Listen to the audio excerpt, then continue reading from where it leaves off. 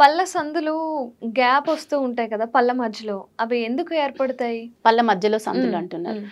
పళ్ళ మధ్యలో సందులు చిగుళ్ళు ఇన్ఫెక్షన్ వల్ల వస్తుంది.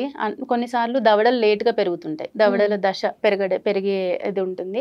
అది కొంచెం లేట్‌గా డిలేడ్ ఏజ్‌లో అవ్వడం వల్ల కూడా సందులొస్తాయి. అంటే స్పేస్ ఎక్కువుంటది దవడలో, పళ్ళ నెంబర్ తక్కువుందనుకోండి. హ్మ్. లేదా పళ్ళ సైజ్ తక్కువుంది, దవడలో స్పేస్ ఎక్కువుందనుకోండి, కొంచెం రిలాప్స్ అంటే కొంచెం మూవ్‌మెంట్ అయినప్పుడల్లా మనకు సందులొచ్చినట్టు అనిపిస్తుంటది. ఇదొక కారణం ఉంటుంది. ఇంకొకటి చిగుళ్ళ ఇన్ఫెక్షన్ అన్నమాట. హ్మ్. అంటే చిగుర్లో ఏమన్నా ఇన్ఫెక్షన్ ఉండడం వల్ల ఎముక తగ్గిపోతుంటది. ఎముక హ్మ్. తగ్గుతున్న కొద్దీ పన్ను లూజ్ అయిపోయి కొంచెం కదలికలు స్టార్ట్ అవుతా ఉంటాయన్నమాట. అట్లా. ఓకే. అదొకటి ఒక 30 చూసుకోవాల్సొస్తది. ఇయర్స్ తర్వాత ఒకవేళ గ్యాప్స్ వస్తే ఏం చేయాలి?